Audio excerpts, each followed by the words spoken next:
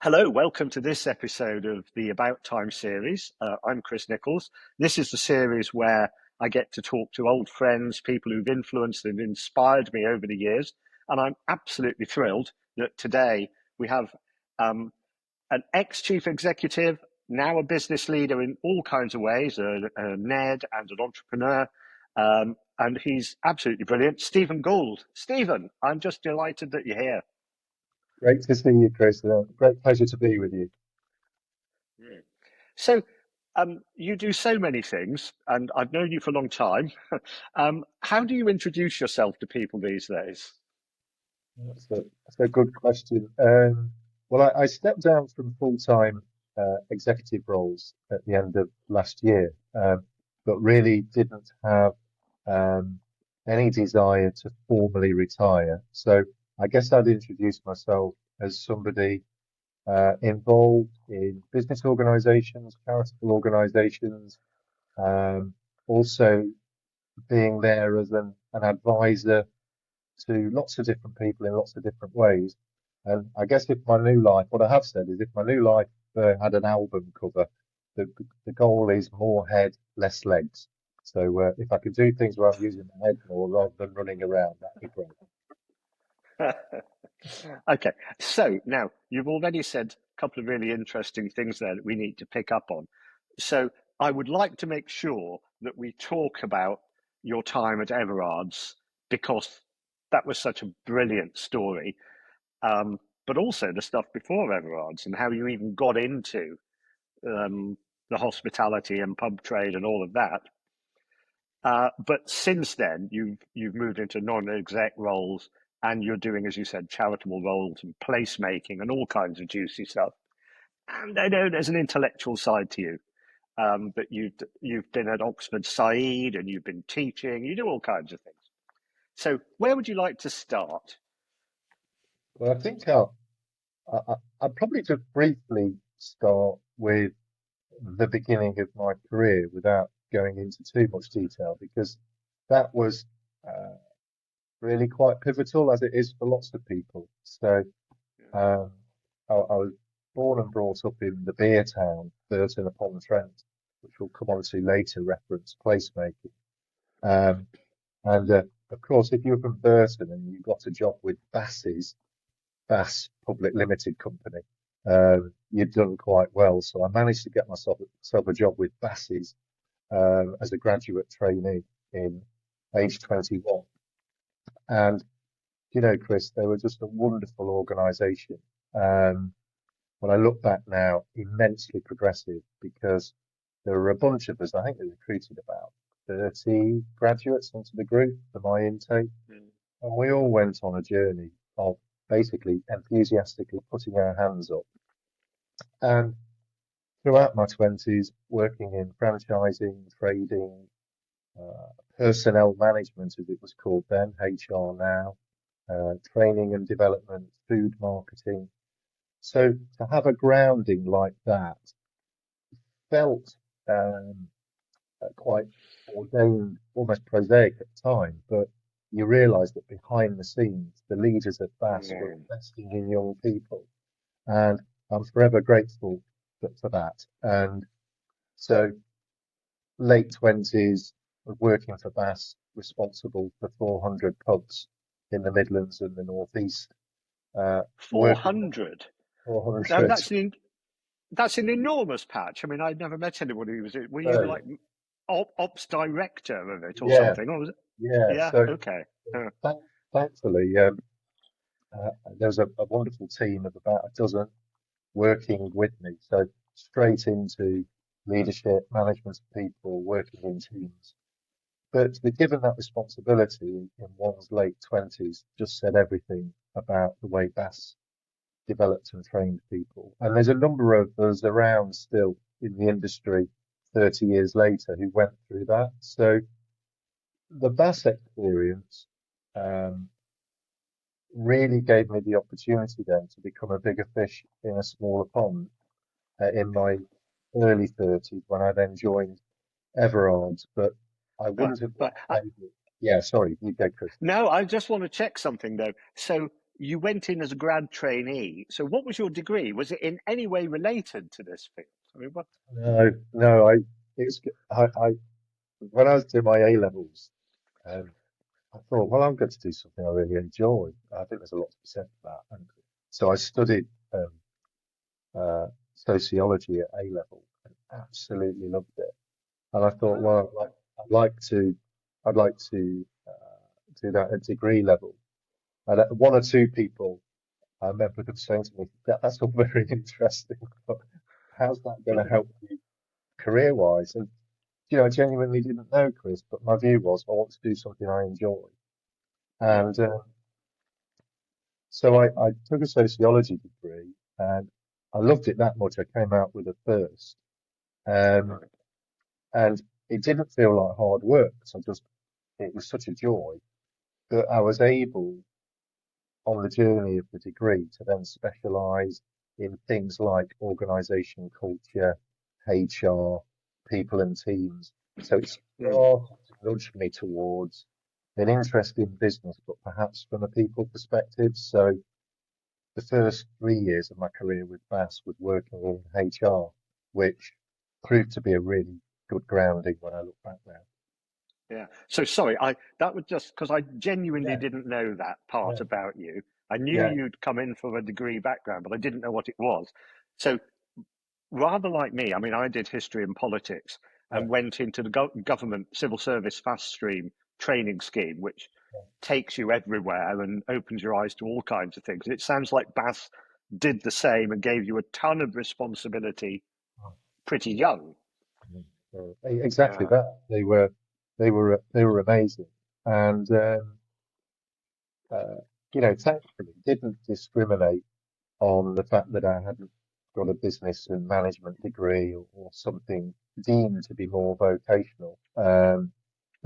They just respected the fact that it was a degree and I'd enjoyed it. And I often, when I chat to younger people, unless you want to be an engineer or a vet or a doctor, um, then look upon the degree as an end in itself rather than a means to an end. Because they respect everybody studying it. And my dad used to say, Yeah.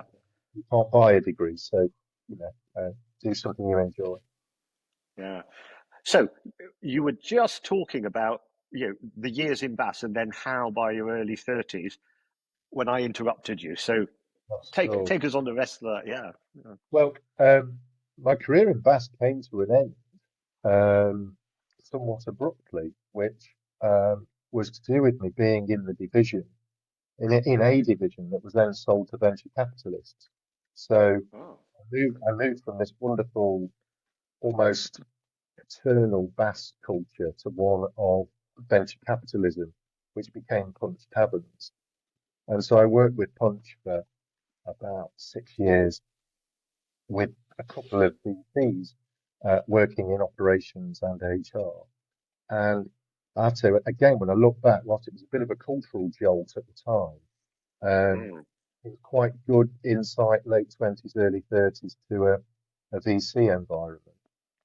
Um, And then I wasn't terribly activist, Chris, career-wise. I was just enjoying doing what I was doing. But then I received a call asking me if I'd be interested in a board role at Everards, which at the time wasn't managing director, it was as trade director.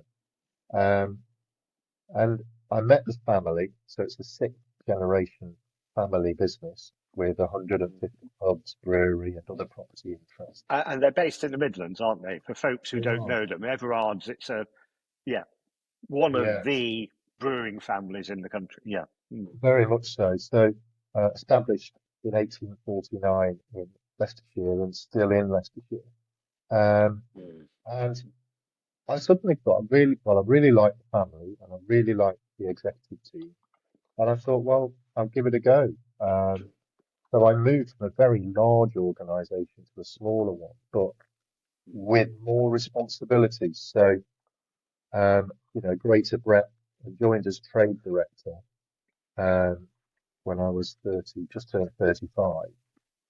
And what I didn't realise though was that they were actually looking to recruit the new managing director. So the current managing director was en route towards retirement planning. So it was a succession management piece. So within 9 months, they very kindly invited me to become MD. So I became MD in 2005 and only stepped down from that role December 2024. So I had nearly So 20 so years.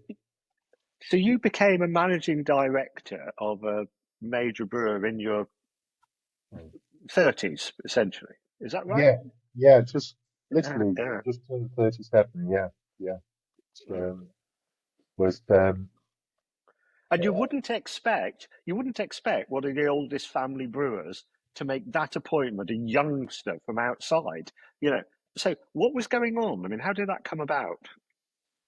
um, I think Everard's they've always been a very they've always deep thinking, well organized business. So they really believe in attracting and retaining good people from Mm, outside the organization who are not family.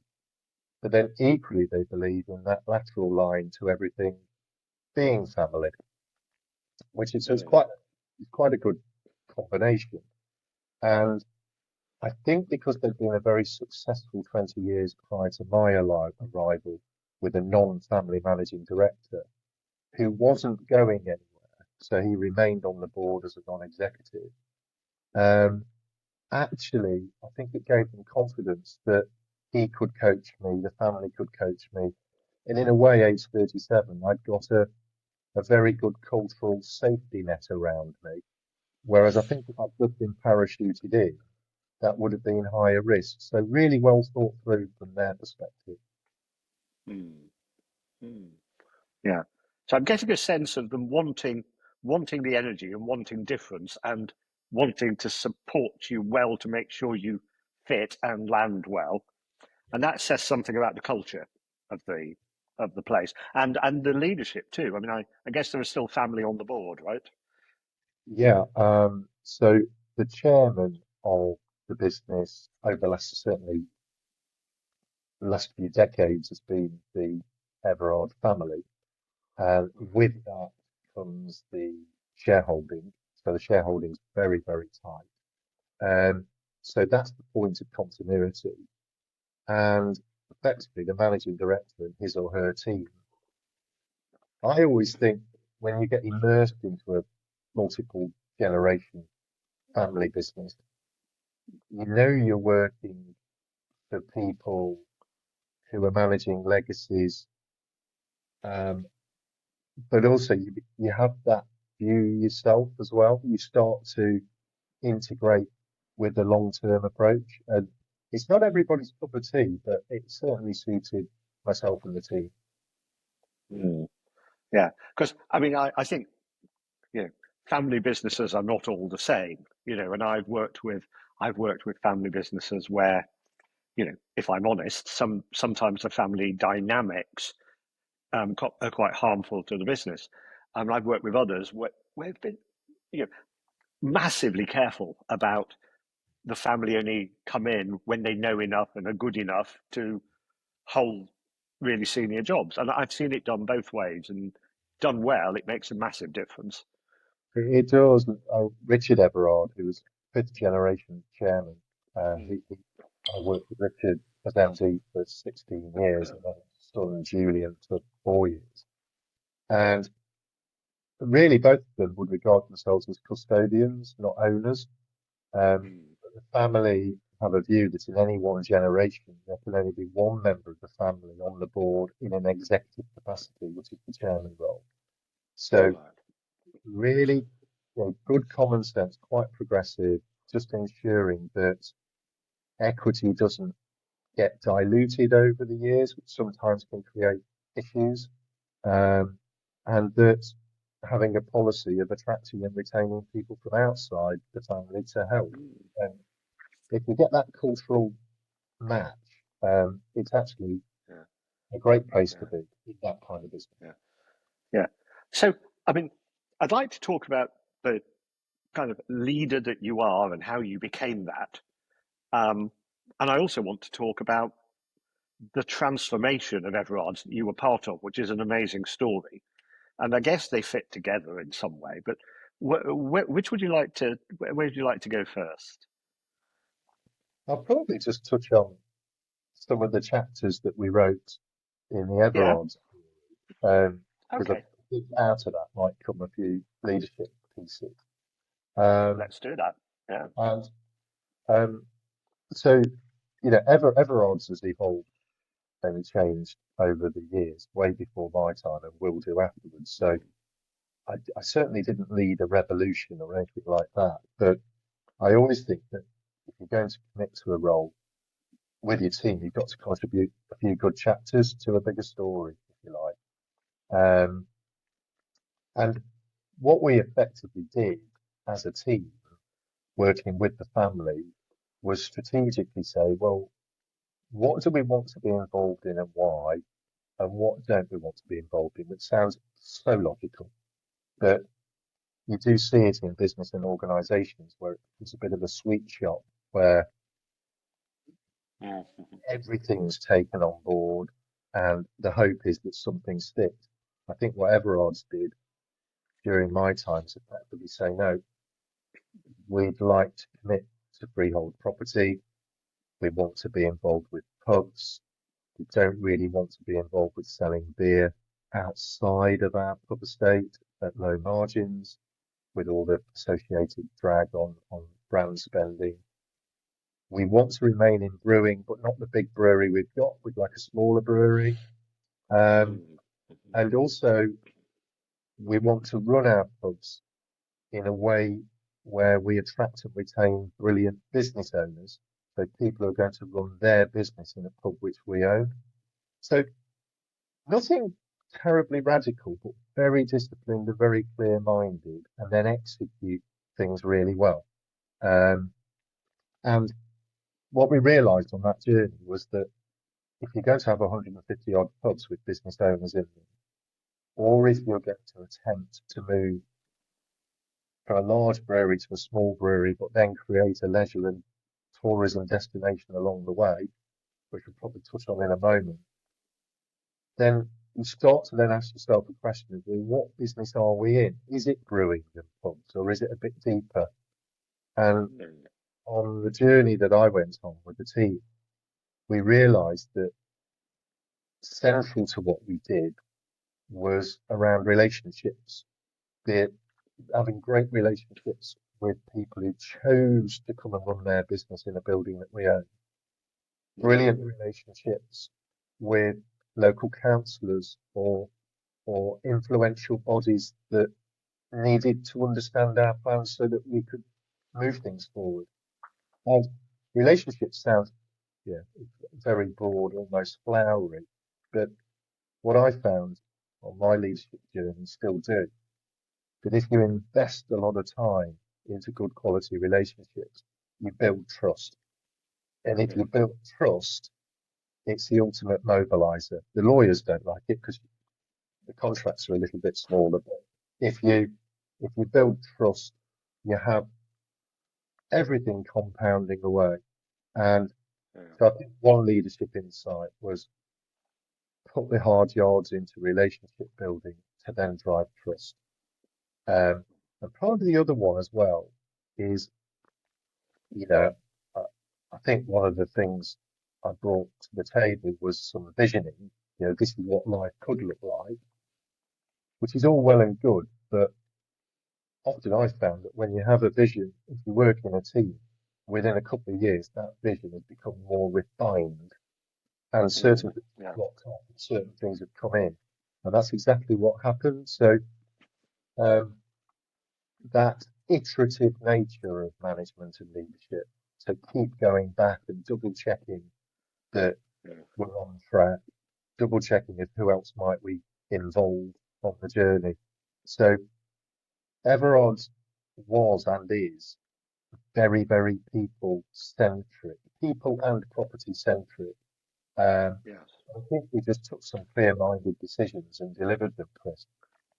Yeah. And I think, there's a chemistry in that really matters, because if I channel the news this morning, here we are on in what is it, the 15th of July, and I've just heard the BBC interview with Donald Trump this morning. And obviously, he's in the property business, but he also uttered the words in this interview. He was asked, "Do you trust President Putin?" And he said, "I don't." After a very long pause, he said, I don't really trust anyone." Yeah, And I interesting. thought, God, that is a, you know, in some ways, as a transactional property dealer, I kind of get that. And I also go, oh, that feels quite sad and lonely. And I think that doesn't chime with my view of what good strategy comes from. And I hear you're speaking, and what a successful business Everards is, and it's based on deep trust and deep relationships. It is, Yeah, and yeah, ultimately, a business's and one's own reputation is what carries the day. Um, and yeah, what I quite like about that is that it means that even if an individual leader isn't in that business anymore or has moved on, they can still be in it, which sounds a bit esoteric, but they can be in it because of reputation and how people tried on their watch to behave well, which then carries and it builds culture. mm, And I think some might think, "Oh, that sounds a bit academic and a bit obtuse, but well, maybe it is, but I found it to be very practical. Um, yeah, if, if, for example, somebody who works hard and is very teamy and they can fly in that culture because they're given personal and professional responsibility quite early because mm, they're trusted, but they know that they're going to be part of a team. Um, yeah, and mhm, we had moments during COVID where, of course, hospitality was hit hard, where actually for us, whilst it was financially challenging, it was for a lot of people, it wasn't behaviourally challenging because our partners knew how we would behave. Um, yes, yeah, in terms of supporting our business owners, supporting the communities in which we traded. It didn't come as a surprise to them. And yeah, and for us as leaders, we could navigate through COVID quite comfortably because we've got that set of attributes. yeah. Now, can we talk a bit about how you dealt with that move from the city centre brewery and turning the city centre brewery into essentially a public asset? I mean, it's very visionary. I mean, tell a bit of that story for us. Well, we'd built a brewery in 1979, 1980, when our strategy as Everard was primarily brewery led rather than property and people led. Mm, So within 10 years, the brewery was way too big for our needs. It was a beast that was very costly. We were producing lovely beer from it, but it was just too big a factory, really. But it sat on potentially quite valuable land next door to a primary retail park. But literally 100 yards across the road, the family had bought land in 1979 um, that was 90 acres of land, 72 acres sat in the floodplain, and the whole 90 acres was designated as non-developable, so like a green wedge of sorts. So we got thinking about this about 8, 9 years ago, probably beyond that, and thought, well, we want to remain in brewing because we felt that if we no longer brewed, we'd lose something of our company's personality and essence. mm, But we didn't want to just move from a large brewery to a small brewery and tick a box. So our thought was well, how can we create a new vision for that 90 acres? And to fast forward, what we did was to say, we'll relocate our brewery, so we'll build a new brewery on the 18 acres. We'll attach to the side of it a North American style 5,000 square foot beer hall. And as my mum would say, it made the brewery open faced. So rather than the brewery mm, being a factory and hidden, the brewery looked into the beer hall and vice versa, and the whole thing all of a sudden had personality. Um, and so we thought, well, we'll do that. But will that be enough? And our thoughts were, well, maybe there's greater opportunity. And the greater opportunity came through in the floodplain becoming a public park, but it's owned by Everards. So we laid 2.5 kilometres of cycling tracks and pedestrianised walkways. We built a river over the River Soar at the top end of the 72 acres. Sorry, you built a bridge, was it? You I built a built a bridge bridge, over sorry. the. A bridge over Yeah, the River Soar. Thank you. Um, yeah, So we built a bridge which then connected Everard's Meadows to the national cycling network. Um, and then elsewhere on the 18 acres, we then built a cycling store. So we own the building, but we lease it out to specialised cycling. So they sell bikes, but also hire bikes for the 72 acres. We built a coffee shop, which again, same principle as the pods really, has a business owner running it. Um, And all of a sudden, coming out of COVID, this brand new leisure and tourism site anchored by Everards emerged. And I think the fancy word for it, which I've subsequently embraced in the next phase of my life, is placemaking. Um, the less fancy term behind placemaking is often things are best in life when all boats rise together on the tide. So rather than just relocating a brewery, arguably it lowered the risk by creating 3 or 4 different features that were all complementary. So then the general public look upon Everards in a different way, maybe less industrial, more artisan, more local, which connected to the culture I referred to earlier. So a tortuous process, I have to say, but in yeah. the end we got there because the old site was sold with 150,000 square feet of retail consent. So we entered a JV with Next to do that. The funds from the old site then were rolled into what I've just described. And then the business is then set fair, but more particularly the next generation of family is set fair to then lead the next few chapters. So it demanded a hell of a lot of outward looking because to get what I've described, to get to what I've described, um, you just can't get there without having several other organisations and people aligned to the plan, but not just aligned to it, but they become co-sponsors of the plan, co-authors of it. So they're not receiving Everard's plan and saying yes or no. You go on a journey back to relationships where I'd like to think many of those individuals that were involved would quite rightly look at Everard's Meadows, as it's now called, and say, I was a co-author with that. And Yeah. I think that is, if we can get to that stage, then it's quite dreamy, really. Brilliant. I mean, it's what you're describing is these days, you know, quite a radical edge of strategy in that, in the last few years, something called open strategy has become more topical. I mean, Philippa and I were working in this field 20 years ago, but it wasn't called open strategy then. It was just large group participation, and people thought we were a bit weird for wanting to do it.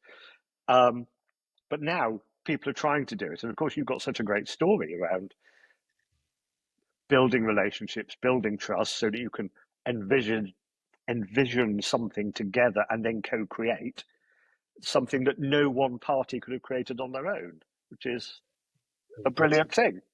it's a great, Yeah, great way of summarising it, Chris. And I think yeah, that modern progressive organisation with a leadership team that try and do that as well.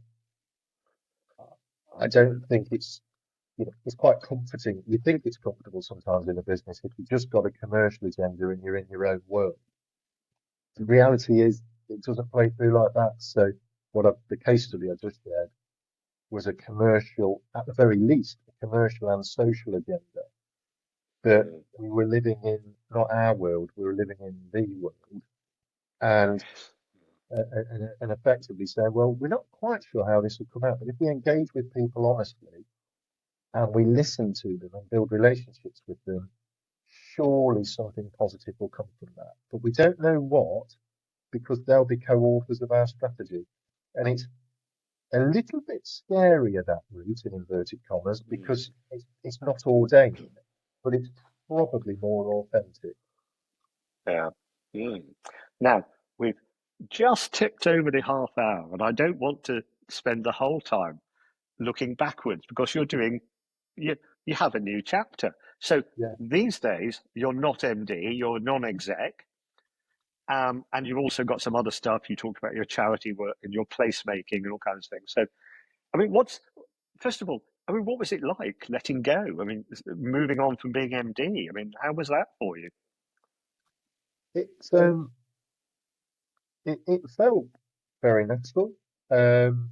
I think probably the reason for that was that I think in a family business you don't want any shocks and surprises. Um, so I'd had a chat with the Everards family 3, 4 years ago about my plans, um, which they respected, and I I had a view that I didn't want to retire, but I'd quite like to try and construct a new phase to one's life, professional life and personal life. Um, but by giving that notice, it meant that I could work with the transition from fifth generation chairman to sixth generation chairman, but also with Julian, sixth generation chairman, we could work together to bed in how Julian wanted to lead the business, but also recruit my successor and manage that Mm, in a smooth way. So I think without that, it would have jarred a bit more for myself because all of a sudden stop and then things can get a bit edgy. Um, so that was good. And then, but the other thing, and the family were brilliant, was I said, look, I've got a few things I'd like to look at in my next phase. Is it okay if I start to cultivate a couple of those before I mm, step down? And the family were brilliant in that regard because what I had noticed, I don't know whether this occurs in other business sectors, I suspect it does, is when a chief executive or a managing director steps down and then says, well, I'm going to do a few things, a few non-execs, trusts and various things. mm, Often you find it quite difficult to make that happen because your contact and your currency drops quite quickly. So my view was won't be perfection, but see if I can cultivate some things before stepping down to then help a smoother transition. Um, it's different for everyone, but that was my experience. yeah. And how's a non-exec life for you? Yeah, I like it. I've got three non-executive roles within the so I'm deputy chairman at Everard's Brewery. Um, so that's supporting the executive team, supporting the family, and I'm not. I've probably had a couple of moments where I thought, Stephen, you're getting a bit too executive there, so I've reversed. But I generally, I hope I've got quite a consultative approach, so Mm, I'm not mm, finding it alien. Um, I'm a non-executive director of a business that's selling agricultural machinery, which is quite challenging at the moment because the well-publicised issues in the farming community. yeah, But absolutely. that's very stimulating because it's working with another family business outside the sector. And then also, I'm a non-executive chairman of McMullen's Brewery down in Hertfordshire, uh, another sixth generation family business. So there's a family business lateral line in my non-executive work. Um, and then outside of that, I've established a business that's back to Everard's Meadows, is a placemaking business. Right. Uh, and that's more left field. Um, and I'm really enjoying that. So I'm working on a couple of projects at the moment. One is back to Burton upon Trent. supporting the Borough Council and the team to develop 6 acres in the centre of Burton upon Trent. And I've been working on that for the last 18 months. And that will be this is full circle really of the chat. That will be the repurposing of the 200-year-old former Bass PLC head office, which Oh, was wow. the global Yeah. HQ for Bass in the Yeah. 1800s. And we're looking to secure support from the National Lottery Heritage Fund to convert that into a brewing and social history experience. But then back to placemaking, the 6 acres will include a community plaza, a very progressive atrium offering food and drink on the back of the historical building, repurposing of offices to a 140-bedroom hotel, and a connectivity of that 6 acres to the Burton Washlands and the River Trent. So if we get that right as a team, it will act as a catalyst to the development of Burton-on-Trent, which putting placemaking to one side as a Burtonian is something that, I Yeah. love being involved in. Yeah, that's fascinating because I mean I'm thinking about what does it remind me of, and I've got in my head, the Johnny Walker experience on Yeah, Princess Street. Yeah, yeah, and that's a fantastic project, but it doesn't have the land. It doesn't have that connection to the parkland or the river or something. Yeah. yeah, exactly. And it's often the case with, Mm. again, it's back to what we were saying. If you have organisations that are linear, Yeah. they'll come up with answers, and some of them will be okay. But if you mix 4 or 5 organisations and minds together, often it's greater than the sum of the parts, and all of a sudden people go, "Oh right, rather than just creating a museum, we could do this, this, and this." Um, Mm. and I love that. I'm also working with uh, the Staffordshire and Birmingham Agricultural Society. They have a huge 100-acre showground in Stafford, and I'm supporting the team there on. They're a brilliant organisation, but just how to evolve. And um, so it's a life where all of a sudden I'm involved with uh, local councils, Staffordshire Showgrounds, a mixture of charity and commercial. So it's ensuring that the two are knitted together. Um, and I'm also doing some, wasn't in the plan, but 1 or 2 individuals have approached me to not so much do coaching, but more mentoring. Yeah, So absolutely. Yeah. I'm enjoying that. Um, and I'm involved with the local school, supporting the school, which operates on a national and international level. So I'm joint vice chairman of the governors there, which Brilliant. Yeah. I've ended up with quite an eclectic group of things, but there is a lateral line connected to my profession. Yeah, I can, sense the connective threads through all of this, and I'm not obviously not surprised knowing you that's there. Um, what what's at the heart of it for you then? What if you were accepting your Nobel Prize or something for all of this, when you're making your acceptance speech, what's at the heart of all of this for you? And what's made it possible? Um, I think it's possibly, uh, well, there's lots of things. I'd probably cite 3. Um, the I grew up in a loving family, so it's often the Yeah. source of the earlier in life. So I grew up in a loving family, um, and we didn't have a lot. So, very small house, outside loo, no central heating, but proper loving family. Uh, Brilliant mum and dad, blessed to have a brilliant mum and dad, and great brothers, and then a sister came along later in life. But I always say to people that our house when I was growing up was always full. So people were just screaming. So there wasn't any invitation. They just come in and children, adults, whatever. Um, and then whoever came in, they'd be made welcome.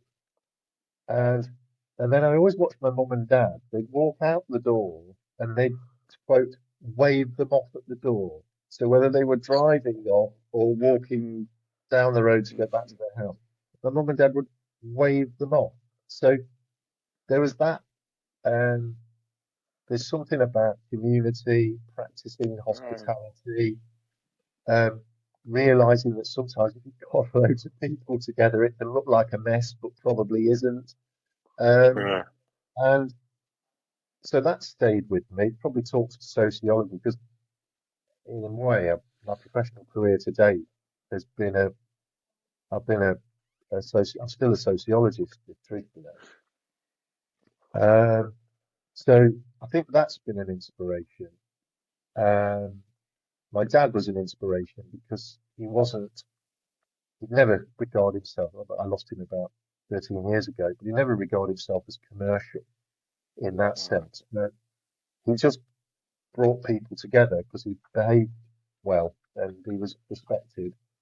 Um, and then I think the second reason would be my family. You know, Mm. married this year to Wendy for 32 years, three lovely children. I couldn't have gone on the travels that I've been on or that I'm on at the moment without the solidity of, of family. Um, and then I think the other one was probably slightly more personal, which I don't share freely because it can be a bit chanty, but I do have a Christian faith. Yeah. So that acts as a good, I'm a practicing Christian, and Mm.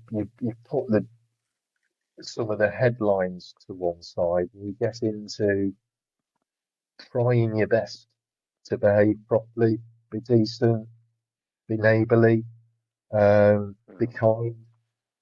I say trying your best because we're all work in progress, but I've found that my my Christian faith has acted as a bit of an anchor and a compass for me, in addition to those family things. So, Mm. yeah, if I was collecting that prize, Chris, I'd probably say that's the source material. Yeah. Brilliant. And do you know there are so many connections between this talk, this conversation, and even one I had yesterday with Victoria Hirth, who these days is a just writing a new book about purpose-led business called Beyond Profit, and I'll introduce you at some point. And Vic told a very similar story about family background and faith, inspired by Jesus, although not a Christian. She's a Stoic. She describes herself as a Stoic, but Jesus inspired Stoicism. So Yeah, and it feeds into so many things. No, next month I've got Abbot Christopher from the Benedictines coming on, the head of the yeah, Benedictine order. So that will be interesting. So that'd be he's great. not he's not directly responsible for Buckfast tonic wine. That's somebody else. But the community of Benedictines he is involved in. Yeah, Stephen. I mean, it's almost our 45 minutes. Is there anything you wanted to talk about that I've not given you a chance to say? Um, I think I think probably just kind of like a couple of headline summary points Mm, mm, for myself from a leadership perspective is um, more of a message to those younger people on a journey is try your very best to work with great leaders and bosses. Um, it's been so helpful to me to have brilliant line managers over the years. I had one that was not so good many, many years ago, and it really affected confidence and flow. So yeah. uh, even if sometimes the job might not be right yet, if the leader you're working with is right, stick with it.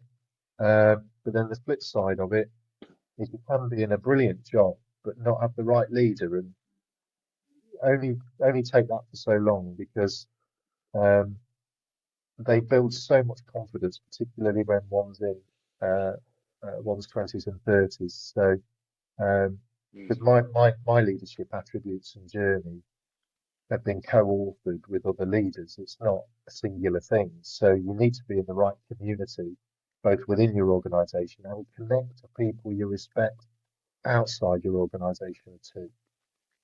Brilliant. Stephen, it's been absolutely brilliant. Let me just say a few closing words to the audience, and then I'll come back to say a final thank you to you for your time. So, everybody, thank you so much for listening to this episode, viewing this episode with Stephen and me.